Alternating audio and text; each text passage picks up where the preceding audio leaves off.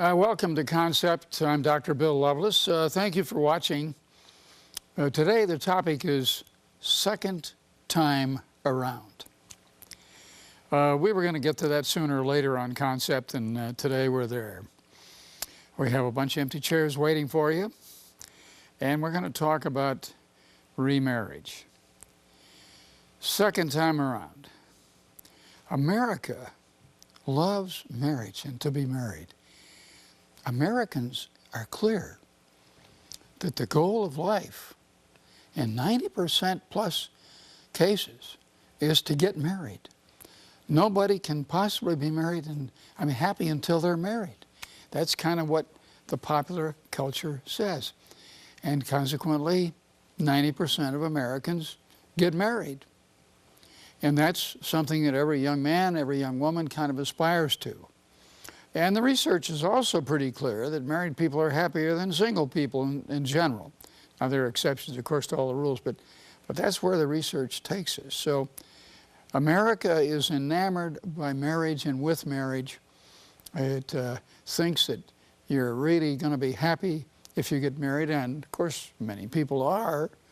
And so why talk about second time around? Why talk about remarriage? Well, we're going to talk about that because actually, at the moment, about 50%, it varies year to year, but it's right around 50%, a little high, a little low, depending on the year. That's half the people that get married in the United States get divorced, and much of the time it ends up in tears. And by the way, of that 50% that get divorced and remarry, 70% of them remarry. 50% of those who remarry say we should have worked harder on the first time around. And 37% of those are actually divorced before 10 years. So there's the numbers that we're looking at. So let's look at some remarriage truisms now. Take a look at what I'm talking about, and you might want to take a note and get your pencil ready because we got some wonderful handouts on this program. We're going to give you our website at the end so you can pull them right down on your website and have them in your hands. Remarriage truisms. First one, experience does not count. Oh, we wish it would. The argument is we learned our lessons the first time around. We learned what to do, we learned what not to do, so we're not going to make the same mistake twice. Wrong. The research is very clear that experience in marriage doesn't really count for the next one. A prior marriage, in fact, decreases the endurance odds of the second marriage. And look at the next point for a minute there. The same is true of living together. That also dims the likelihood of marital success, every bit as much or more as a second marriage. A lot of couples say, we've seen our friends, how unhappy they are with their marriages and their divorces, and we don't want to go through that same agony, so we're just going to move in together and we're just going to live together and kind of try it out to see if that'll work. One of the truisms is that this doesn't really help. The research is very clear. Living together is not like being married, and living together is contraindicated for a successful second marriage or first marriage. So there you have the truisms, the remarriage truisms. Remarriage may look like any other marriage. It does. In fact, where two people in love, we just feel so good about each other. This is a new relationship. We have plenty of hope and determination. We learned our lessons the first time around. We have a lot of hope and determination, and we're going to make this one work. We know it's going to work for us because we're determined and we have a lot of hope. It's a whole different situation. We anticipate lots of love and lots of sex. We're looking forward to that really very much, and we share a strong desire to form a joint life together. It is not impossible to make it work, but it takes a concerted effort. Let me read that one to you again so you don't forget it. It is not impossible to make a second marriage work. No question about that. But it takes a lot of concerted effort. These are the things that you need to know about before you start talking about a second marriage. Why isn't experience the best teacher? That's a very good question. Why isn't experience the best teacher? Well, the first answer I give, and I'm going to explain this to you, love deludes us. What do we mean by love deludes us? We think, hey, we are different. We are special. This new love I have, this new person I have in my life makes a great, great difference. She or he is so very special. This isn't like the last time. This is going to be different. Remember what I said, love deludes us. This is part of the delusion. We're different. The relationship is new. It's right. And it's unique. It's very, very different. It's very right. We know it's right. We know it's new. It's unique. Oops. Oops. There are all the baggage claim checks. Remember that when you go into a second marriage, you always take with you, in spite of the fact you checked the baggage out, you take your past baggage along. You take the way you acted, the way you felt, the way you responded, the way you dealt with conflict. You take all that along. Problems are for regular people, you think. Our relationship is not regular. We're different. We have a whole different situation. Really? We'll see. Hang around. Let's find out.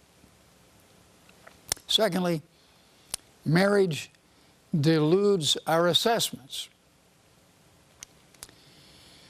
In a two-party event, we have the convenience of thinking that any problem resided in our previous partner. Boy, am I glad I got rid of that turkey. I'm glad I got rid of that clown. He was such a jerk. She was such an emotional princess. Boy, I've got the right one now. I've got the right man. I've got the right woman. Everything is going to go so much better. It's easy to think in marriage, especially early marriage, especially first time around, especially prior to the first time around, I'm looking for Mr. Right. I'm looking for Miss Right. That's who I'm looking for. I'm looking for the right person for me. I'm looking for the right match. Well, the real issue is not looking for the right match, but being the right match. Be the right guy. Be the right woman. Be the right person for this relationship. Don't spend your time looking for the right guy or the right gal. Conflicts arise in all remarriages. There really is no right person. You can be happily married to any number of people. The success rates for arranged marriages in Oriental countries where they don't have the Western dating idea floating around the country, finding the right person. The parents find the right person. And the success rates in arranged marriages are every bit as high as the American success rate for marriages. In fact, in some cultures, it's higher. So to talk about the right person and finding the right person reflects back to us again, we have to be the right person. We trip over the same things in a new relationship repeatedly. We trip over the same things repeatedly. That's why I have said to you, marriage deludes us. Marriage, second time around, deludes us. The remarriage surprises. Conflict again? It brings confusion. I thought we had the right person now. Now we have conflict again, and here comes the, I thought I was done with it. I thought I had the right woman. I thought I had the right man. Well, what happened? We're in conflict again. It feels like the old relationship. I could hardly wait to get out of it. It was such a relief.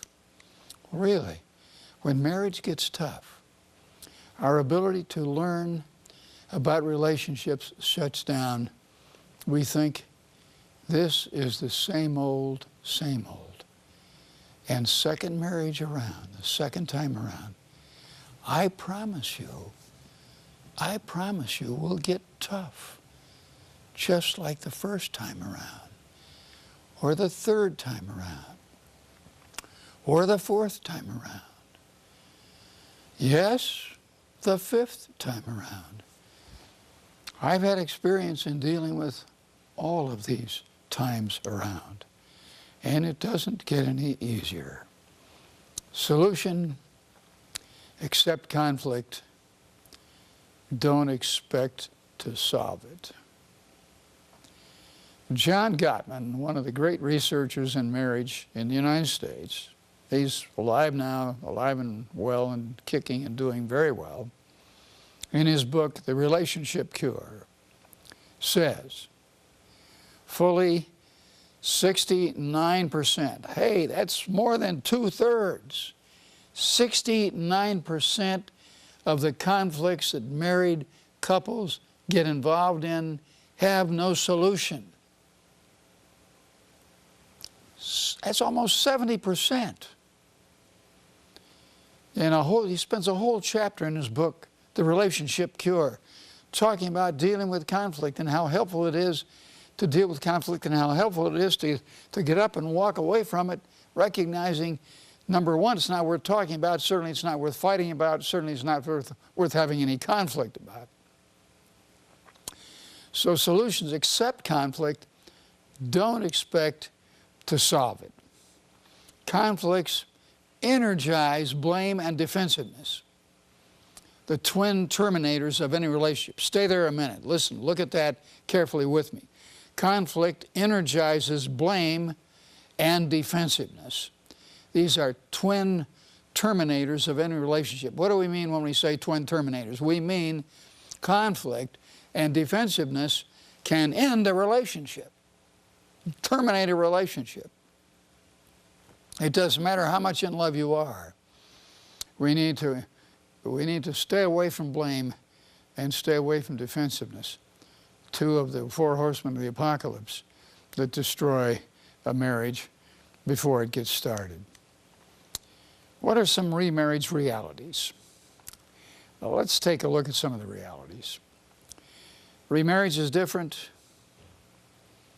because it follows divorce. Divorce is a pain that never goes away. Divorce is a pain that never goes away. It's like a death in the family. And all remarriages, or most remarriages, began because there was a divorce. So that's a painful understanding that we need to be clear on. Time is your best friend in deciding to go down the aisle again. Time is your best friend in deciding to go down the aisle again. Oh, you say, what question? How much time? Take it from me, I've been dealing with marriage problems and families now for 50 years. More time than you think. You need to know yourself and your lover. Now, I'm going to say something that I probably shouldn't say on this program, but I'm going to say it anyway. After you've been through a divorce, this pain that never goes away, this death in the family, this traumatic event, particularly to children, but to everybody, for reasons we're going to talk about in a few moments. Take a year to process carefully what happened to you. Don't rush into another relationship. There is no shortcut to this kind of knowing.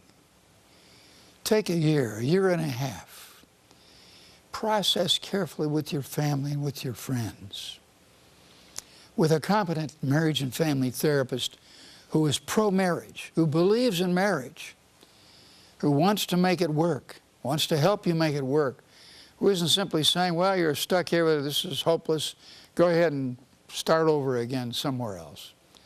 Don't go there.